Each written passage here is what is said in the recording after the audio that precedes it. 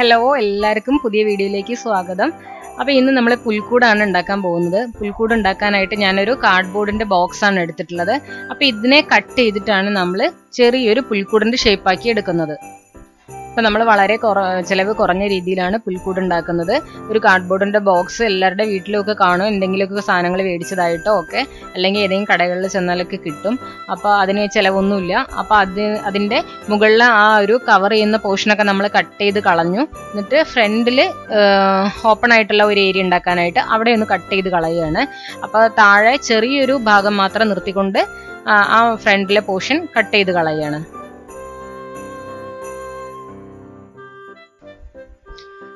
ഇപ്പം നമ്മൾ ഫ്രണ്ടിലെ പോർഷനൊക്കെ കട്ട് ചെയ്ത് മാറ്റിയിട്ടുണ്ട്. ഇനി ഇതിന് റൂഫിന് വേണ്ടിയിട്ട് കുറച്ചുകൂടെ വലിയൊരു കാർഡ്ബോർഡിൻ്റെ പീസ് എടുത്തിട്ടുണ്ട്.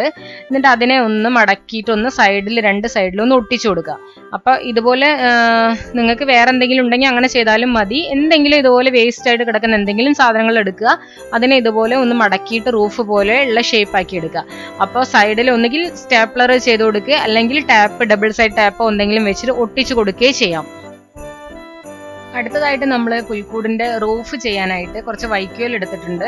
വൈക്കോൽ ചെറുതായി കുറച്ച് ഒരു പിടി അത്ര തന്നെ എടുക്കണ്ട, ചെറിയ തിക്നെസ്സിൽ എടുത്തിട്ട് അതിനെ രണ്ടറ്റം ഒന്ന് കട്ട് ചെയ്തിട്ട് ഒന്ന് കെട്ടിയെടുക്കാം. അതുപോലുള്ള ചെറിയ ചെറിയ കെട്ടുകളാക്കിയിട്ട് എടുക്കാം. അങ്ങനെ കുറെ കെട്ടുകൾ ഉണ്ടാക്കിയിട്ട് നമ്മൾ റൂഫിൽ അത് സ്റ്റിക്ക് ചെയ്ത് കൊടുക്കുകയാണ് ചെയ്യുന്നത്. എല്ലാം ഒരേ സൈസിൽ ഉണ്ടാക്കിയെടുക്കുക.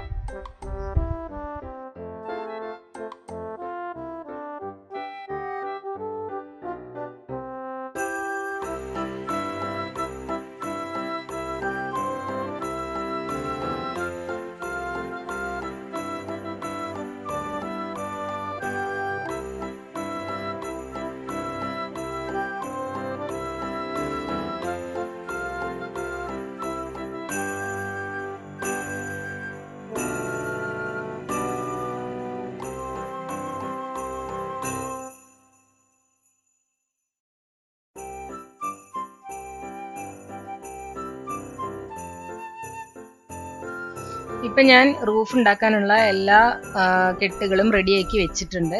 അപ്പോൾ ഇതിനെ ഈ റൂഫിൻ്റെ മുകളിലോട്ട് സ്റ്റിക്ക് ചെയ്യാൻ പോവുകയാണ്. അതിനായിട്ട് കുറച്ച് ഗ്ലൂ അപ്ലൈ ചെയ്യാണ് ഇതിൻ്റെ മുകളിലായിട്ട്. എല്ലാ സൈഡിലും ഒന്ന് ഗ്ലൂ അപ്ലൈ ചെയ്ത് കൊടുക്കാം. അല്ലെങ്കിൽ എന്തെങ്കിലും സ്റ്റിക്ക് ചെയ്യുന്ന ടൈപ്പ് ഡബിൾ സൈഡ് ടാപ്പോ എന്തെങ്കിലും വെച്ച് ഒട്ടിച്ച് കൊടുത്താലും മതി. ഈ ഗ്ലൂ നന്നായിട്ട് ഇതിൻ്റെ റൂഫിൻ്റെ മുകളിലൊക്കെ ഒന്ന് അപ്ലൈ ചെയ്യാം. അതിനുശേഷം ഓരോ വൈക്കോൽ കെട്ട് എടുത്ത് ഇതിൻ്റെ മുകളിൽ സ്റ്റിക്ക് ചെയ്ത് കൊടുക്കുക. സ്റ്റിക്ക് ചെയ്ത് കൊടുത്തതിന് ശേഷം ഒന്ന് ലെവൽ ചെയ്യാനായിട്ടൊക്കെ നമുക്ക് എല്ലാം ഒന്ന് സൈഡൊക്കെ കട്ട് ചെയ്ത് കൊടുക്കാവുന്നതാണ്. അങ്ങനെ നല്ല ഭംഗിയിൽ നമുക്ക് കണ്ടാൽ അറിയാമല്ലോ, ആ ഒരു ഇത് വരുന്ന തരത്തിൽ രണ്ട് സൈഡിലേക്കും നമുക്ക് റൂഫ് ചെയ്ത് കൊടുക്കാം.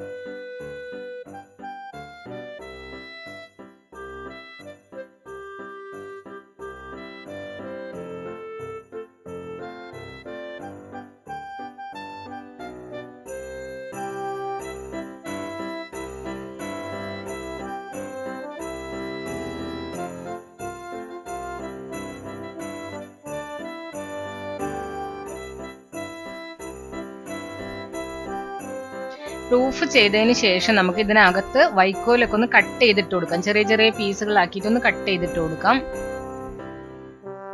ഇനി നമുക്ക് പുറത്തത് സെറ്റ് ചെയ്യാനായിട്ട് ഞാനിപ്പോൾ കുറച്ച് ചെടിയില്ലാത്ത ചെടിച്ചട്ടികൾ എടുത്ത് വെച്ചിട്ടുണ്ട് ഹൈറ്റ് കിട്ടാനായിട്ട്. അതിൻ്റെ മുകളിൽ നീളത്തിനുള്ള ഒരു കാർഡ്ബോർഡ് പീസ് വെച്ചിട്ടുണ്ട്.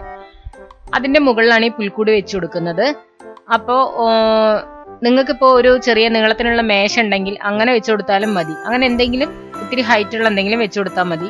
എന്നിട്ട് ഈ കാർഡ്ബോർഡിൻ്റെ ബാക്കിയുള്ള ഭാഗത്ത്, പുൽക്കൂട് വെച്ചിട്ടുള്ള ബാക്കിയുള്ള ഭാഗത്ത് നമുക്ക് കുറച്ച് മണ്ണിട്ട് കൊടുക്കാം. അതിൽ നമ്മൾ തെന മുളപ്പിക്കാൻ പോവാം. അപ്പോൾ ഇതുപോലെ മണ്ണിട്ട് കൊടുത്തിട്ട് ഇതൊക്കെ ഒന്ന് ലെവൽ ചെയ്ത് എടുക്കുക മണ്ണ്. അപ്പോൾ നമ്മൾ ഈ പുൽക്കൂട് വെക്കുന്ന ഭാഗത്ത് മണ്ണിടേണ്ട ആവശ്യമില്ല. അതുകൊണ്ടാണ് ആദ്യം പുൽക്കൂട് എടുത്ത് വെച്ചിട്ട് മണ്ണിട്ട് കൊടുത്തത്.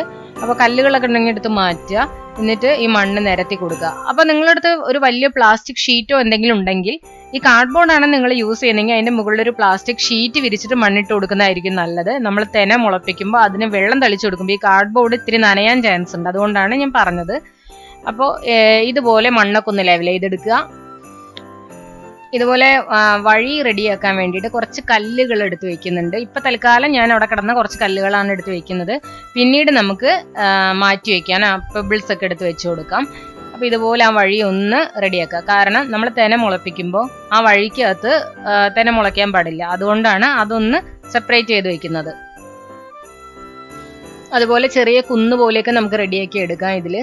അപ്പൊ അതൊക്കെ കുറച്ച് കാണാൻ ഭംഗിയായിരിക്കും. ഇനി ഇതിലോട്ട് ഞാൻ തെന മുളപ്പിക്കാനുള്ള തെന വിതറി കൊടുക്കാൻ പോവാണ്. അപ്പൊ ഇതെന്ന് പറഞ്ഞാല് ലവ് ബേർഡ്സിനൊക്കെ കൊടുക്കുന്ന തീറ്റയാണ് തിന എന്ന് പറയുന്നത്. അപ്പൊ നമ്മുടെ ഇവിടെ ലവ് ബേർഡ്സിന് കൊടുക്കാൻ വാങ്ങി വെച്ച തിനയെന്നാണ് ഞാൻ എടുക്കുന്നത്. അപ്പോൾ ഇതിന് വലിയ വിലയൊന്നുമില്ല. അപ്പൊ കുറച്ചായിട്ട് വാങ്ങിക്കാൻ കിട്ടും. അപ്പൊ ഇതെല്ലാം സൂപ്പർ മാർക്കറ്റിലും ഒക്കെ കിട്ടും. ഒരു 200 ഗ്രാമിന്റെ ഒക്കെ കാര്യമേ ഉള്ളൂ. അത്ര തന്നെ ആവശ്യം ഉണ്ടാവില്ല നമുക്ക് ഇങ്ങനെ ചെയ്യാനായിട്ട്. അപ്പൊ വലിയ വില വരില്ല. അപ്പൊ അത് ഞാൻ എല്ലായിടത്തും ഒന്ന് നന്നായിട്ട് വെതറി കൊടുക്കുന്നുണ്ട്.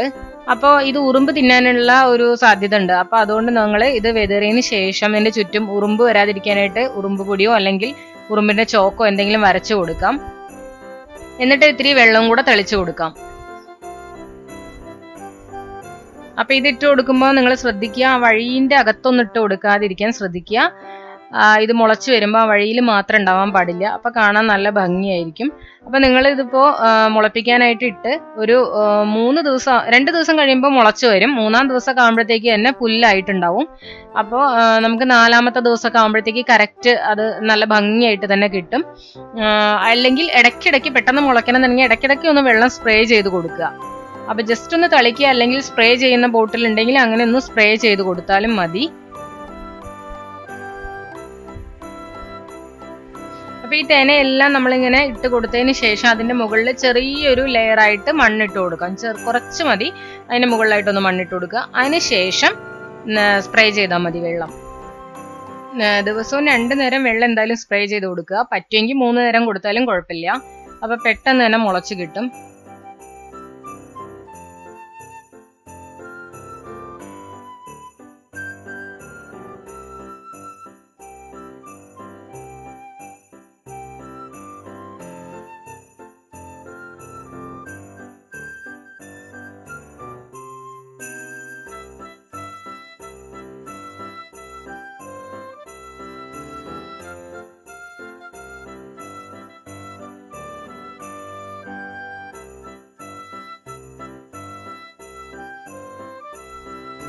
അപ്പൊ 3-ാമത്തെ ദിവസമൊക്കെ ആയപ്പോ തന്നെ ഇത്തിരിയൊക്കെ തെന മുളച്ച് ഇത്തിരി പച്ചപ്പൊക്കെ വന്നു തുടങ്ങിയിട്ടുണ്ട്. അപ്പൊ അടുത്ത ദിവസം ആകുമ്പോൾ നമുക്ക് ഡെക്കറേഷൻസ് എല്ലാം ചെയ്യാൻ പറ്റും. അപ്പൊ ഇനി ഡെക്കറേഷൻസ് തുടങ്ങാൻ നമുക്ക് അടുത്ത ദിവസമായിട്ടുണ്ട്. അപ്പൊ ഇതില് ഞാനിതാ ഇപ്പൊ കുറച്ച് പച്ച പെബിൾസ് എടുത്തിട്ടുണ്ട്. അപ്പൊ ഇത് ആ വഴിയിലുള്ള കല്ലൊക്കെ മാറ്റിയിട്ട് അവിടെ നമുക്ക് ഈ പെബിൾസ് വെച്ചു കൊടുക്കാം. അപ്പൊ പെബിൾസിന് പകരം നമുക്ക് വല്ല ഫെൻസോ അങ്ങനെ എന്തെങ്കിലും ചെയ്ത് കൊടുത്താലും മതി. എന്തെങ്കിലും ചെറിയ സ്റ്റിക്കൊക്കെ വെച്ച് ഫെൻസ് ചെയ്ത് കൊടുക്കാനും പറ്റും. പെബിൾസ് ഞാനിവിടെ ചെടിയിലൊക്കെ ഇടാനായിട്ട് വാങ്ങിച്ച പെബിൾസ് ആയിരുന്നു. അപ്പൊ അതുകൊണ്ടാണ് ഞാനിപ്പോ അതെടുത്തത്. അപ്പൊ നിങ്ങളുടെ കയ്യിൽ അതില്ലെങ്കിൽ എന്തെങ്കിലും ചെറിയ സ്റ്റിക്കുകൾ വെച്ചോ അല്ലെങ്കിൽ ഈർക്കിൾ വെച്ചൊക്കെ ഫെൻസ് ചെയ്ത് കൊടുത്താലും മതി. പെബിൾസ് ഉള്ളവര് അങ്ങനെ തന്നെ ഇട്ട് കൊടുത്താലും കുഴപ്പമില്ല. അപ്പോ നമുക്ക് അതിന് വലിയ ചിലവൊന്നും ആവുന്നില്ല.